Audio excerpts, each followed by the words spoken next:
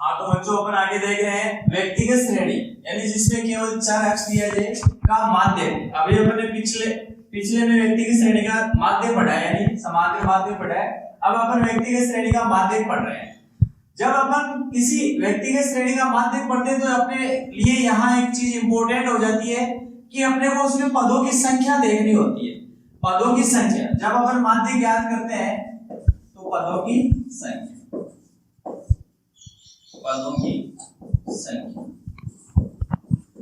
की संख्या या तो विषम होगी या पदों की संख्या सम होगी, या तो पदों की संख्या सम होगी या विषम होगी। तो यहां सबसे पहला काम पदों की संख्या सम है या विषम ये देखना है। उसके बाद चाहे वो पदों की संख्या सम हो चाहे पदों की संख्या विषम हो, इसके बाद उन जो दिए गए श्रेणी के डाटाज हैं उनको आपको आरोही या अवरोही क्रम में लिखना है। चाहो तो आप उसे आरोही क्रम में लिख सकते हो, चाहो तो आप उसे अवरोही क्रम, इन दोनों में से किसी एक क्रम में लिख सकते हो। आरोही का मतलब छोटे से बड़े क्रम में लिख लो, अवरोही का मतलब बड़े से छोटे क्रम में लिख लो। पर लिखना आपको अवश्य आरोही या अवरोही में से है कब, जब आप उसका विशेषकर माध्य ज्ञात कर रहे हैं। तो आपको यह दिमाग में पहले बिठा लेना है कि जब अपने को माध्य ज्ञात करना है तो दिए गए डाटाज को अपने को या तो आरोही में लिखना है या अवरोही में। जैसे ही आप सम विषम का चयन करके आरोही और अवरोही में डाटाज को लिख लेते हो तब देखो क्या होता है। जब पदों की संख्या विषम हो, जब पदों की संख्या विषम हो, तो जब पदों की संख्या विषम होती है तो n पदों की संख्या है, n पदों की संख्या है, n + 1/2 पद, ये जो पद होगा यही उसका माध्य हो जाएगा। ये जो पद होगा जब पदों की संख्या विषम होगी तो ये जो n + 1/2 पद, जैसे पदों की संख्या 9 है और अपन ने उनको आरोही या अवरोही क्रम में लिख लिया तो अपन पदों की संख्या 9, तो 9 + 1 10, 10/2, 10/2 और 5, पांचवा पद। तो जब अपने जो आरोही और अवरोही क्रम में लिख रखा है उसमें से अपन चाहे पीछे से आगे देखो चाहे आगे से पीछे, जो पांचवा पद होगा वह उस श्रेणी का क्या हो जाएगा, माध्य हो जाएगा। यदि पदों की संख्या सम है, यदि पदों की संख्या सम है तो n/2 पद, n/2 पद प्लस n/2 + 1 पद, n/2 + 1 पद बटे 2 बटे इन दोनों पदों का। जैसे पदों की संख्या मान लो सम है 10 है तो 10/2 यानी 10/2 मतलब 5, तो एक तो पांचवा पद हो गया, एक 10/2 5 + 1 एक छठवां पद हो गया। तो जो पांचवा और जो छठवां पद होगा उन दोनों को जोड़ के उनका औसत यानी उनमें 2 का भाग देना है, वो उसका क्या हो जाएगा, माध्य हो जाएगा। इसका अपन एक क्वेश्चन करते हैं, 2 क्वेश्चन करेंगे, एक विषम का और एक सम का। जैसे माना कक्षा 10 के गणित विषय का 11 विद्यार्थियों का गणित का टेस्ट हुआ और उन 11 विद्यार्थियों ने मान लो क्रमशः कुछ इस तरह से अंक प्राप्त किए। मान लो किसी ने 2 प्राप्त किए, 3, किसी ने 1, किसी ने 4, किसी ने 6, किसी ने 5, 7, 8, 9, 10, 11। इस तरह से 11 विद्यार्थियों को जब टेस्ट हुआ है उसमें किसी विद्यार्थी ने 1 अंक भी प्राप्त किया, किसी विद्यार्थी ने 11 अंक भी प्राप्त किए। हो सकता है अंकों की पुनरावृत्ति भी हो सकती है, कोई जरूरी नहीं 5 अंक 2 बच्चों के आ सकते हैं, 5 का अंक 3 बच्चों के आ सकता है। जैसे मान लो मैं इसको ऐसे ही कर दूं कि 5 अंक 2 बच्चों के आ गए, 9 अंक 2 बच्चों के आ गए, इस तरह से। तो अपने को क्या देखना है, पहला काम है कि पदों की संख्या सम है या विषम। तो देखिए 1 2 3 4 5 6 7 8 9 10 11 पदों की संख्या विषम है।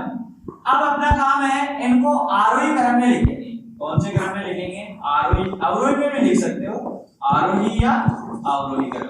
आरोही क्रम में मैं जब इसको लिखूंगा यानी छोटे से बड़े क्रम में लिखूंगा तो सबसे कम अंक 1, इसके बाद का अंक 2, इसके बाद का अंक 3, इसके बाद का अंक 4, इसके बाद 5 अंक आया 2 विद्यार्थियों को, 6 अंक आया एक विद्यार्थी को, 7 अंक किसी को नहीं है, 8 नहीं है, 9 अंक आया, 2 विद्यार्थियों को 10 एक और 11 एक।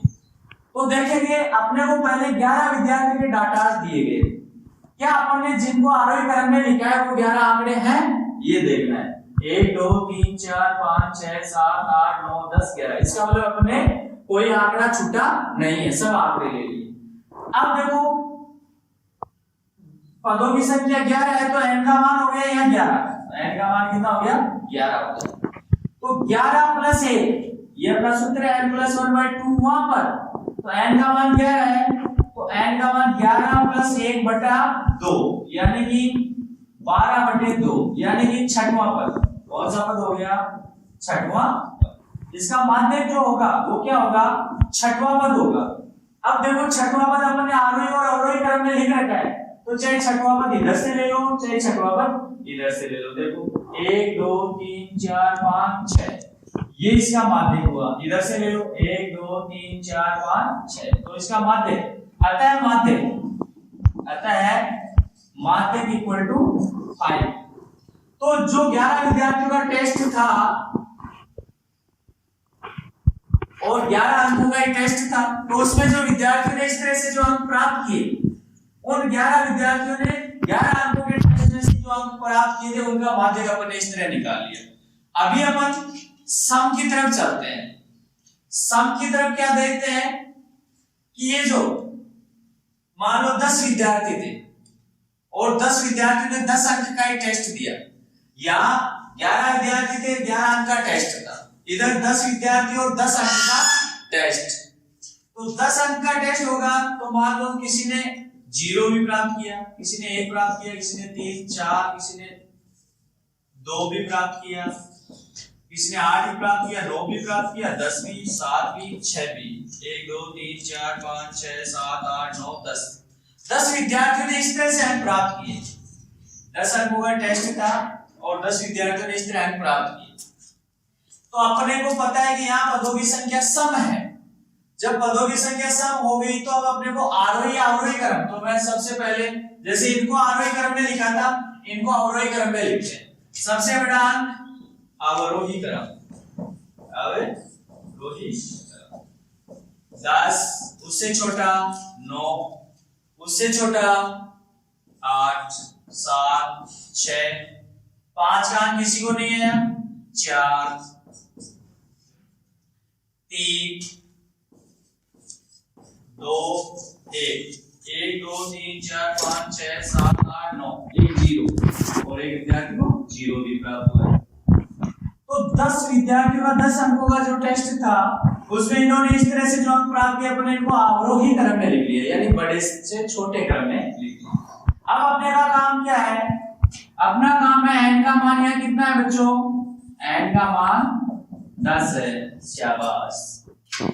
ये जो 10 है तो अपन यहाँ लिखेंगे 10/2 पद, यानी 10/2 पद का मतलब 10/2 पद प्लस 10/2 प्लस 1वां पद, 10/2 प्लस 1वां पद बटा 2। तो देखो ये हो गया 5वां पद, 5वां पद प्लस 5 और 1 6, 5वां प्लस 6वां पद, इन दोनों का योग बटे 2। तो अब हम देखेंगे यहाँ 5वां पद कौन सा है, देखो 1 2 3 4 5 6, इधर से 5वां 1 2 3 4 5 6, इधर से 5वां, इधर से 6वां 1 2 3 4 5 6, इधर से 6वां ये, इधर से 5वां 1 2 3 4 5, इधर से भी देख लो अपने को 5वां और 6वां पद लेना है। तो 5वां पद है 6 और 6वां पद है 4, तो 6 प्लस 4 बटा 2 यानी कि 10/2, यानी कि 10/2। तो क्या है, माध्यक आ गया 5, इसका माध्यक आ गया 5। अतः माध्यक, तो आप क्या लिखेंगे, अतः दिए गए अंकों या आंकड़ों का माध्यक 5 है, अतः इसका माध्यक कितना हो जाएगा, 5 हो जाएगा। ये तो थी गणितीय सूत्र की रूप। जब आपको ये लगे कि मैं n+1/2 होगा या n/2, आप कंफ्यूज हो जाओ कि कौन सा सूत्र किस में लगेगा, तो आपको पहले तो कंफ्यूज होना ही नहीं है, क्योंकि सीधा सा है। जब पदों की संख्या विषम हो तो जितने पद है आरोही अवरोही क्रम में लिख लो, एक जोड़ के दो का भाग दे दो, जो पद आएगा वो उसका माध्यक हो जाएगा। ऐसे ही इधर माध्यक हो जाएगा। अब इसका एक दूसरा थोड़ा सा इजी वे में आपको और बता देता हूं। जब आपको आंकड़े सम और विषम में दिए जाए तो आप उन्हें आरोही और अवरोही क्रम में लिख लें। पहला काम ये तो करना ही है। जब आंकड़े विषम है, जब आंकड़े आपके पास विषम है तो आपको क्या करना है, आपको थोड़ा सा यूं करना है, जैसे ये मैंने 11 आंकड़े ले रखे थे, 11 अंकों का टेस्ट था, 11 विद्यार्थी थे। अब यहां जो मान लो ये चीज आप भूल गए कि मुझे n+1 करना है कि n/2 करना है कि +1 ये करना है, तो आप क्या करेंगे, दोनों तरफ बराबर आंकड़े छोड़ते जाएं। जैसे एक आंकड़ा इधर छोड़ दिया, एक इधर, एक इधर, एक इधर, एक इधर, दोनों तरफ बराबर बराबर छोड़ोगे तो लास्ट में आपके पास एक आंकड़ा बचेगा, यानी एक ही अंक बचेगा। और कब बचेगा एक, जब पदों की संख्या विषम होगी। यदि पदों की संख्या विषम होगी तो एक पद बचेगा, और जो पद बचेगा वही उसका क्या हो जाएगा, माध्यक हो जाएगा। जो एक पद बचता है बीच में वही उसका माध्यक हो जाएगा। ऐसे ही तो आप यहां भी कर सकते हो। जब पदों की संख्या सम है तब आप दोनों तरफ बराबर बराबर पद छोड़ोगे तो एक स्थिति ऐसी आ जाएगी कि लास्ट में कोई पद नहीं बचेगा। तो जब आपके पास जो लास्ट स्थिति आती है कि कोई पद नहीं बच रहा है, इन दोनों पदों को हटाने पर कोई पद नहीं बच रहा है, तो आप उन दोनों पदों को जोड़ लो। 6 + 4, 6 + 4, उनका औसत ले लो। 6 + 4/2 यानी कि 5, तो इसका माध्यक भी कितना आएगा, 5। तो आपको थोड़ा सा ध्यान रखना है पदों की संख्या विषम है या सम है। तो अब बच्चों इसके अलावा व्यक्तिगत श्रेणी का बहुलक की छोटी सी चर्चा हम यही कर लेते हैं। मान लो एक बहुलक का आपसे मैं शॉर्ट क्वेश्चन करता हूं, छोटा सा बच्चों, बहुलक। बहुलक क्या होता है, जिसकी बारंबारता सबसे ज्यादा होती है, या व्यक्तिगत श्रेणी में बहुलक की बात करें तो क्या होगा, जो डाटा जो आंकड़ा ज्यादा बार आ रहा है। मान लो 5 विद्यार्थी हैं और उन 5 विद्यार्थियों को किसी बाजार में भेजा जा रहा है। जब 5 को बाजार में भेजा जा रहा है, किसी को 5 रुपए देके भेजा जा रहा है, किसी को 2 रुपए, किसी को 1 रुपए, किसी को 10 रुपए। तो जैसे मान लो एक विद्यार्थी को 1 रुपया देके मार्केट भेज दिया, दूसरे को 3 रुपए, तीसरे को 5 रुपए, चौथे को भी 5 रुपए, और 5वें विद्यार्थी को 10 रुपए देके मार्केट भेज दिया। तो अपन को ये जो डाटाज है इनका अपन बहुलक देखेंगे।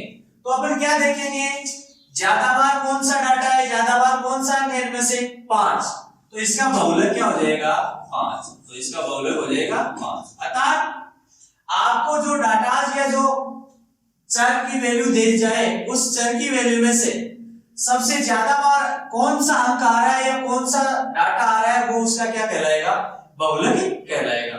तो बच्चों आप इसका स्क्रीनशॉट ले सकते हो। अभी इससे आगे अपन अवर्गीकृत और असतत बारंबारता बंटन का माध्यक और बहुलक पढ़ेंगे। हाँ तो बच्चों अपन पढ़ रहे थे अवर्गीकृत बंटन का माध्यक।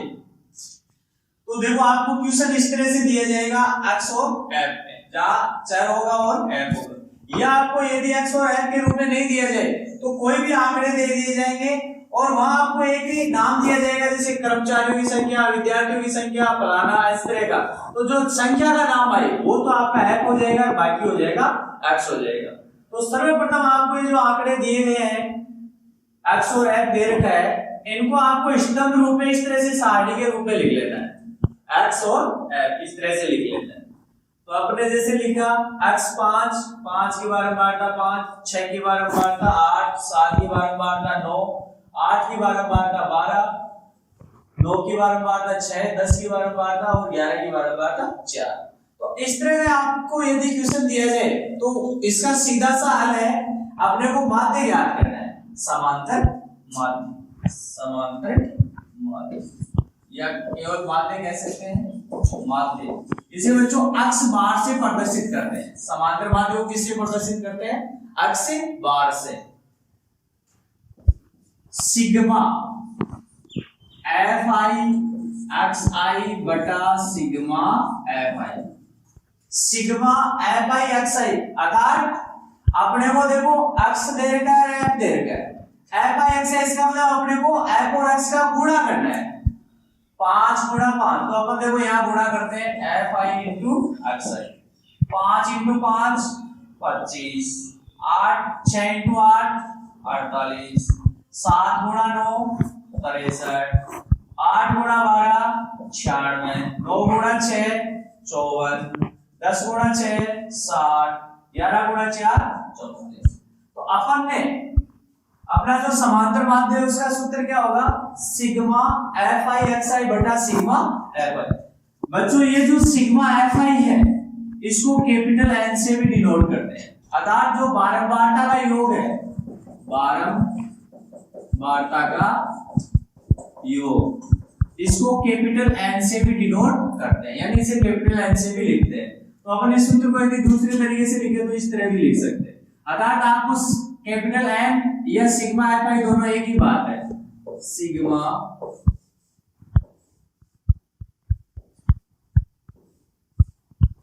एफ आई एक्स आई बटा एन, अर्थात सिग्मा एफ आई, अर्थात एन भी क्या है, बारंबारता का योग है। जो भी बारंबारता है उन सभी का योग किसे कहेंगे, या तो सिग्मा एफ आई या कैपिटल एन, दोनों एक ही बात है।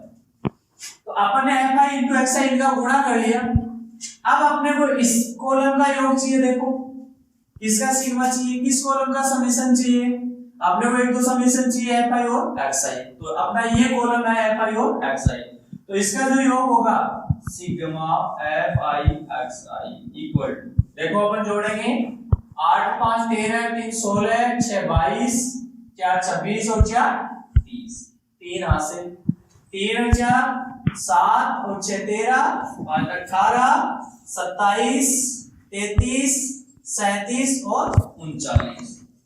अपने पास जो एफ आई है एक्स आई है इसका जो योग है वो है 390। ऐसे अपने को किसका योग करना है, सिग्मा एफ आई का, सिग्मा एफ आई का। तो ये रहा अपना एफ आई बारंबारता 13 22 34 40 46 और 50, यानी सिग्मा एफ आई कितना आ गया अपने पास 50।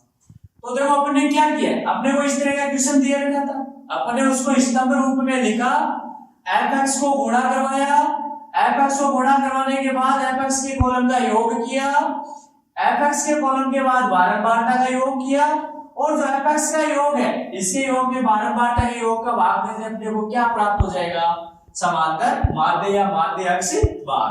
तो अपने पास यहाँ माध्य अक्ष बार क्या आएगा बच्चों, सिग्मा एफ आई एक्स आई कितना है 390, तो 390 बटा सिग्मा एफ आई या एन बारंबारता का योग कितना है 50, तो बटा 50।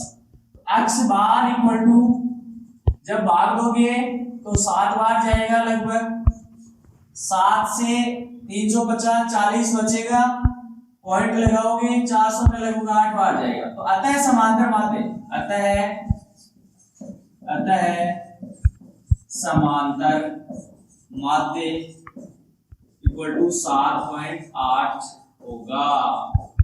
तो अपन ने जो क्वेश्चन किया है इसका समांतर माध्य क्या आया है 7.8। कब, जब आपको इस तरह का क्वेश्चन दिया जाए तो आपको एक तो ये सूत्र ध्यान रखना है, सिग्मा एफ आई एक्स आई बटे सिग्मा एफ आई, दोनों का गुणा करवाओ, इसका योग करो और इसके योग का उसमें भाग दे दो, क्या आ जाएगा समांतर माध्य। देखो इसी क्वेश्चन को, जैसे ये क्वेश्चन दे रखा है इसी का अपन माध्यक पढ़ते हैं, इसी क्वेश्चन का क्या पढ़ते हैं बच्चों, माध्यक। जब अपन ने व्यक्तिगत श्रेणी का पढ़ा था तो वहां सम विषम का मामला था। अब यदि यहाँ इस तरह का बारंबारता बंटन है जहां चर x और f है, इस तरह का क्वेश्चन का अगर अपने को माध्य ज्ञात करना हो तो देखो क्या तरीका है, इस तरह का जब अपने को क्वेश्चन करना हो तो एक तरीका है संचयी बारंबारता, संचयी बारंबारता। संचयी बारंबारता देखो क्या होती है, अभी आपको इसी क्वेश्चन से समझाएंगे। कम्यूटेटिव फ्रीक्वेंसी CF, इसको शॉर्ट में बोलते हैं CF, कम्यूटेटिव फ्रीक्वेंसी यानी CF। ये देखो संचयी बारंबारता ये कैसे बनाई जाती है, मैं इसी क्वेश्चन को ले रहा हूं, इसी क्वेश्चन की x और f दे रखी है तो मैं इन्हीं को ले रहा हूं, x और f।